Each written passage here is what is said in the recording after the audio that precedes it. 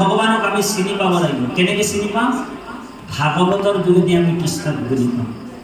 কৃষ্ণ যে আমাৰ হৃদয়ত আছে, আমি ভাগৱত শুনিব লাগিব। শুনোতে শুনোতে শুনোতে আমাৰ কোটি কোটি জনমৰ পাপবিলাক নাইকিয়া হ'ব। প্ৰথমে দহিবে পাতক ছয়। যেতিয়া আমি কৃষ্ণ কথা শুনিম, তেতিয়া আমাৰ পাপবিলাক দূৰ হ'ব। আমাৰ কোটি কোটি জনমৰ পাপ জমা হৈ আছে। এটা কোঠালিত যদি অনেক দিনৰ পাপ জমা হৈ থাকে, আমি এদিন কৃষ্ণ কথা শুনিলে আমাৰ পাপবিলাক দূৰ হ'ব নেকি? নহয়। সেইকাৰণে বেদব্যাসে ঘোষণা কৰিছে শ্লোকত, বোলে পিবদ ভাগৱতম ৰসমালয়ম মুহুৰহু ৰসিকা ভুবি ভাৱ। আমাক কেতিয়ালৈকে ভাগৱত শুনিবলৈ কৈছে? যেতিয়ালৈকে আমাৰ প্ৰাণ এই শৰীৰটোত আছে, তেতিয়ালৈকে আমি ভাগৱত শুনিব কৈছোঁ। বোলে আজি দুদিন শুনিলোঁ ভাগৱত, ধুমধাম শুনিলোঁ, তাৰপিছত কাইলৈৰ পৰা বন্ধ কৰি দিলোঁ আৰু ভাগৱত নুশুনিলোঁ, এনেকুৱা হ'লে নহ'ব। ভকতৰ সমাৰোহ আমি ল'ব লাগিব। কাৰণ এইটো আজি আমি ৰিহাৰ্চল কৰিছোঁ, অখৰা, বুজিছেনে বাৰু? অখৰা দুই প্ৰকাৰৰ, এটা বচন আৰু এটা মোচন, বুজিছেনে? বোলে বচনটো আমি বোলে বাইনজনে বোলে লিখি দিলে বচনটো, ঘৰত গৈ মুখস্থ কৰি আছে, দৈত্যৰা আমুক তামুক গাই আছে। কিন্তু মোচনটো যদি ঈশ্বৰৰ নাম ইয়াত ভকতৰ সময়ত নলওঁ, তেনেহ'লে আমাৰ গতি নহ'ম। যিদিনাখন ভাওনা হ'ব, যিদিনাখন আমাৰ ভাওনা হ'ব, সেইদিনাখন আমাৰ মুখৰ পৰা ৰাম নাম আহিব লাগিব, কৃষ্ণ নাম আহিব লাগিব, হয়নে বাৰু? আজি যদি ৰিহাৰ্চলটো আমি ঠিকছে কৰোঁ, অন্তিম সময়ত আমাৰ ৰাম নাম কৃষ্ণ নাম আহিব। সেইকাৰণে গীতাত কৈছে অৰ্জুনক, মোৰ নাম কীৰ্তনত অভ্যাস নাই যা, লোকে সুমৰাইলেও মুখে নাহে কাৰ। মোৰ নাম কীৰ্তনত যদি অভ্যাস নাই, কোনোবাই যদি অন্তিম সময়ত সুমৰাইও দিয়ে, ৰাম কক দেউতা, কৃষ্ণ কক দেউতা, তেতিয়া ডিঙিৰ পৰা এটা মাত আহিব, ঘেৰ ঘেৰ ঘেৰ ঘেৰ। বাংলা ভাষাত কৈছে, বোলে যখন গলা গড়গড়াবে, নাম নিতে কি সময় পাবেন। বলে যখন গলা গড়গড়াবে, নাম নিতে কি সময় পাবেন। বলে হরির নাম ভজবি কবে, ভাবছ নেকি এমনি যাবেন। হরির নাম কেতিয়া ভজিবি? এতিয়াই। সেইকাৰণে সময় থাকোঁতে সময়ৰ কাম কৰি লোৱাই ভাল, নাপাব। সেইকাৰণে এইসকল হৈছে চতুৰ মানুহ। এইসকল যিসকল, সেইসকল চব চতুৰ। ৰসত চতুৰ যিটোজন, কৃষ্ণৰ চৰণে দিয়া মন, পৰম সন্তোষে পিউক ৰস অমৃত। বোলে প্ৰবিষ্টয়ং কৰ্ণে ৰন্ধেন, স্নানং ভাব সৰুহম, ধুনুতি সামলং কৃষ্ণ সলিলৈছ যথা শৰত।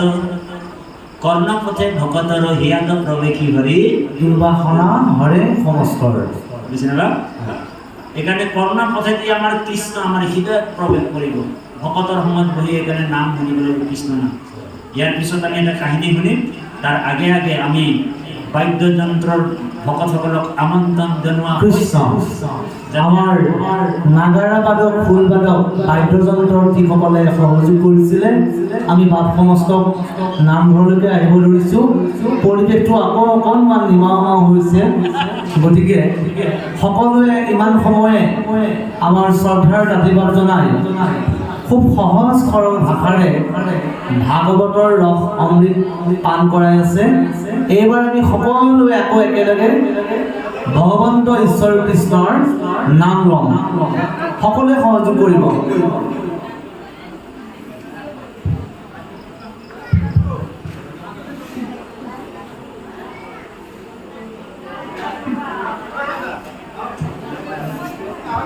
সকলোৱে সহযোগ কৰিব। ঈশ্বৰৰ নাম গাবলৈ লাজ আৰু ভয় কৰিব নালাগে। ভগৱন্তৰ নাম সকলোৱে লাজ আৰু ভয় থাকিলে নাম ল'ব নোৱাৰিব। কৃষ্ণ। সেইকাৰণে ভাগৱতত আমাৰ গুৰুজনাই ডাকি বোলা ৰাম ৰাম বুলি কৈছে, হয়নে বাৰু? ঈশ্বৰৰ নাম আমি ডাকি ল'ব কৈছে। আমাৰ গুৰুজনাই মনে মনে বোলা ৰাম ৰাম বুলি লিখিব পাৰিলেহেঁতেন ভাগৱতত পদত, কিয় লিখা নাই? ডাকি বোলা ৰাম ৰাম কিহৰ কাৰণে লিখিছে? তাৰ মানে যেতিয়া ঈশ্বৰৰ নাম আমি লওঁ তেতিয়া আমাৰ আত্মাটো সাৰ পাই যায়, বুজিছেনে? সেইকাৰণে বেদত কৈছে উত্তৰিষ্ঠু জাগৃত প্ৰাপা বাৰাণায়াম, উঠা আৰু জাগা। ক'ৰ পৰা উঠিবলৈ কৈছে? বিচনাৰ পৰা নহয়, এই শৰীৰটোৰ পৰা চৈতন্য হোৱা, বুজিছেনে বা? আমাক জাগিবলৈ কৈছে। যোগীয়ে সদায় জাগি থাকে। গতিকে কৃপালু বাপাই সমস্ত সকলোৱে গাব দিহানাম, সকলোৱে ধৰিব। ঘোষা নামে গাম, দিহানাম নাগাম। সকলোৱে ধৰিব। উচ্চ কণ্ঠৰে তিনিবাৰ, বাহিৰে ভিতৰে উচ্চ কণ্ঠৰে তিনিবাৰ কৃষ্ণ বুলি ক'ব দেই। উচ্চ কণ্ঠৰে কৃষ্ণ। কি রকম মানুহ রে, আওয়াজে নাই ওলাইছে দেখুন। বাহিরে ভিতরে উচ্চ কণ্ঠে এবার কৃষ্ণ। কি রকম মানুহ রে, অলপ ঊৰ্ধ্ববাহু কৰি কওক কৃষ্ণ নাম। গুৰুৰ নাম লওক। জয় জগতগুৰু শ্ৰীমন্ত শংকৰদেৱ। কি ৰকম মানুহ ৰে, আওয়াজে নাই ওলাইছে তোৰে। উচ্চ কণ্ঠেৰে ঊৰ্ধ্ববাহু কৰি জয় জগতগুৰু শ্ৰীমন্ত শংকৰদেৱ। হ্যাঁ, এখনে বুঝাই গেল আমৰা পাক্কা গুৰুৰ শিষ্য। বুঝিলে না? আপনাৰ পাক্কা গুৰুৰ শিষ্য হয়। কাৰণ কিহৰ কাৰণে? আপোনালোকৰ জন্ম গীতা ভাগৱত দশম কীৰ্তনৰ মাজত হৈছে। আপোনালোকৰ মা দেউতাই আপোনালোকক যেতিয়া কোলাত লৈ শুৱাইছিলে, প্ৰাৰ্থনা গাই গাই শুৱাইছিলে, যাদৱ যদু নন্দন মাধৱ মধু ভূদন, তুমি নিত্য নিৰঞ্জন, তোমাৰ দৈলো হৰণ। সেইকাৰণে আপোনালোকৰ মনত আছে, আপোনালোকৰ সংস্কাৰ আছে যে মোৰ মায়ে মোক যাদৱ যদু নন্দন মাধৱ মধু ভূদন প্ৰাৰ্থনা গাই গাই শুৱাইছিলে। সেইকাৰণে আপোনালোক গুৰু ঘৰত আহে, নামঘৰ ইমান ধুনীয়া জাকত জিলিকা বনাই ৰাখিছে, হয়নে বাৰু? আৰু ৰাতিপুৱা গা পা ধুই কিনি গুৰু সেৱা কৰে, কৃষ্ণৰ নাম লয়, ভগৱানৰ ভকতি কৰে। কাৰণ আপোনালোকৰ সংস্কাৰ আছে। আপোনালোকৰ জন্মতে মা দেউতাই সংস্কাৰ দিছিল, কিন্তু তাঁতি বাপৰ সংস্কাৰ নাছিলে। আপোনালোক জানে তাঁতি বাপে 12 মাহে 13টা পূজা কৰা মানুহ, বুজিছেনে বাপ? তাঁতি বাপৰ বাগানৰ পৰিৱেশৰ মানুহ, তাঁতি বাপ বাগানৰ পৰিৱেশৰ মানুহ। তাঁতি বাপৰ মায়ে যেতিয়া তাঁতি বাপক খুৱাইছিলে, কি বুলি গাই গাই খুৱাইছিলে জানেনে? বোলে জিলেইলে জিলেইলে আয়ো আয়ো জিলেইলে। তাঁতি বাপক কি বুলি খুৱাইছিলে তাৰ মাকে? বোলে জিলেইলে জিলেইলে আয়ো আয়ো জিলেইলে। তাঁতি বাপৰ পুৰা মনত আছে, মোৰ মায়ে মোকে বোলে জিলাইলে জিলাইলে গাই বোলে কৰে শুনাইছিল। সেইকাৰণে তাঁতি বাপে জিলাইলে জিলাইলে ডান্স মাৰি থাকি বৰবাদ বিয়াই হবাই, হয়নে বাৰু? তুলনি বিয়া আপোনালোক জানে।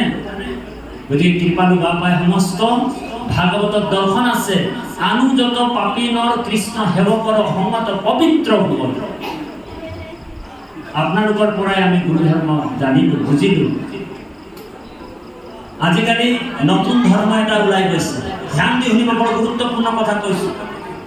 মহাপুৰুষৰ ধৰ্ম দৰ্শনটো বহুত মানুহে ঢাকিব বিচাৰিছে। এতিয়া নতুনকৈ এটা ধৰ্ম আহিছে বলবম, হয়নে বাৰু? এই বলবমটো আমাৰ ধৰ্ম নাছিল, আমাৰ সংস্কৃতি নহয়। আমাৰ সংস্কৃতিটো কুকুৰ পোৱা সংস্কৃতি নহয়। আমাৰ সংস্কৃতিটো গাহৰি এই বাৰ্থডে পতাটো আমাৰ সংস্কৃতি নহয়। এইটো ব্ৰিটিছ সংস্কৃতি। আজিকালি মানুহৰ ঘৰে ঘৰে কুকুৰ বান্ধা থাকে, হয়নে বাৰু? আৰু আগফালে বৰ্ড মাৰি ৰাখে যে কুকুৰৰ পৰা সাৱধান হওক। তাৰমানে সেই ঘৰটোত বোলে চব কুকুৰ আছে। অ হৰি,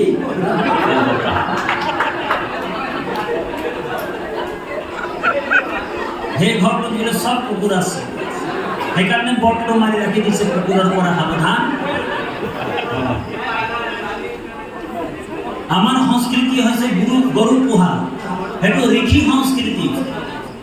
ঋষিসকলে গৰু পুহিছিলে, গৰু গাখীৰ খাইছিলে। কিয় খাইছিলে? ল'ৰা ছোৱালী গাখীৰ খুৱাইছিলে। গাখীৰত বোলে এনেকুৱা অমৃত আছে, ৰাজহাড়ৰ পাপলৈকে নষ্ট কৰিব পাৰে বোলে। ঔ হৰি বাৰ্থডে পতাটো আমাৰ সংস্কৃতি নহয় নহয়। আজিকালি ল'ৰা ছোৱালী যেতিয়া জন্ম হয় 1 বছৰৰ পিছত বাৰ্থডে, অকল বাৰ্থডে বাৰ্থডে বাৰ্থডে। এই क्या है বাৰ্থডে? বাৰ্থডে क्या है? বোলে বাৰ্থডে এটা কেক অৰ্ডাৰ দি দিলে, তাত ল'ৰাটোৰ নাম আমুক তামুক লিখি দিলে, হয় না? টনি লনি নামবিলাকো আচ্ছা চে নিদিয়ে। ভগৱানৰ নাম কোনো নিদিয়ে আজিকালি। ল'ৰাটোৰ নাম বোলে কি টনি, কুকুৰৰ নাম দি দিছে টনি লনি মণি জিনা। অজামিল যেনেকে নাম দিছিলে 8টা ল'ৰাৰ নাম, 9টা ল'ৰাৰ নাম, জালিম জুলুম, খটাহুৰ বকাহুৰ কলম্বাহুৰ, বুজিছেনে? এনেকুৱা নাম দি দিয়ে। কিন্তু এনেকুৱা নাম আমাৰ দিব নাই কোৱা শাস্ত্ৰে। আমাৰ নাম দিব লাগিব গোপাল, গোবিন্দ, মাধৱ, হয়নে? এনেকুৱা নাম দিব। কিন্তু নাম দি দিছে কেনেকুৱা? কুকুৰৰ নাম দি দিছে টমি, হয় না? গতিকে কৃপালু বাপাই সমস্ত আমাৰ বাপজনে, আমি নাম এষাৰ ধৰি লওঁ, তাৰপিছতে পাঠৰ পাঠ ইয়াতে দুলৰি শেষ কৰিব বাপজন। তাৰপিছত এটা কাহিনী কম, তাৰপিছত ৰাতিপুৱা ঔ হৰি ওৰাম হৈ যাব। গাড়ীৰ পিছফালে লিখা থাকে ন আকৌ আহিম। হয়তো আমি কালি দিনত হয়তো উপস্থিত নাথাকিব পাৰে দেই বাপ, কাৰণ চন্দন কোঁৱৰ আহিব, বিজয় গোৱালা বাপ আছে। তেখেতলোকে আপোনালোকক মুখল বৰষুণৰ দ্বাৰা অমৃত পান কৰাব।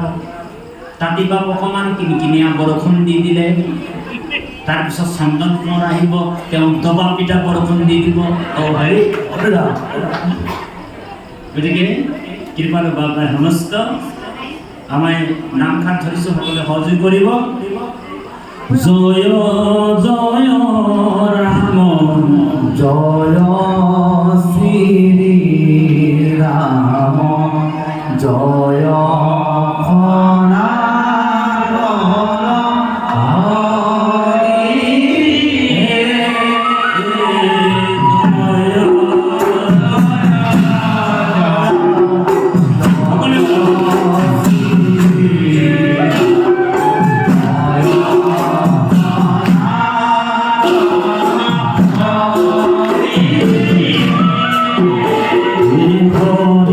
হৰি ৰাম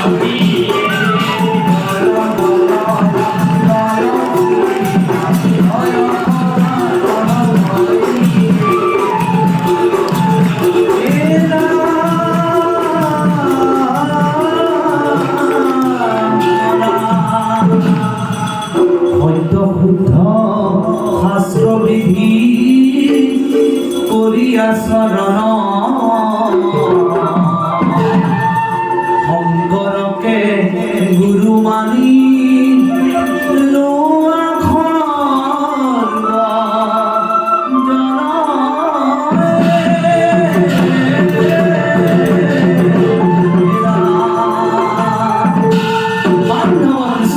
কৃষ্ণ এই ভকত সকল নামৰে আহিলা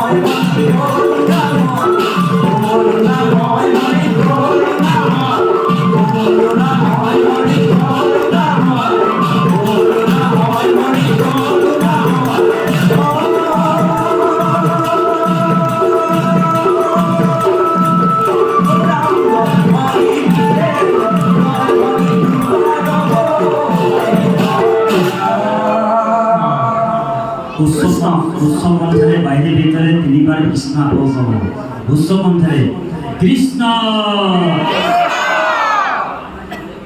ধুনীয়া গতিকে কৃপালু বাপাই সমস্ত আমি পাঠৰ মাজত সোমাই যাম এতিয়া অলপমান পাঠ ভিত্তিক আলোচনা আপোনালোকৰ মাজত প্ৰকাশ কৰিম তাৰপিছত আমি আসনভাগ এৰিম কাইলৈ আমি নাথাকোঁ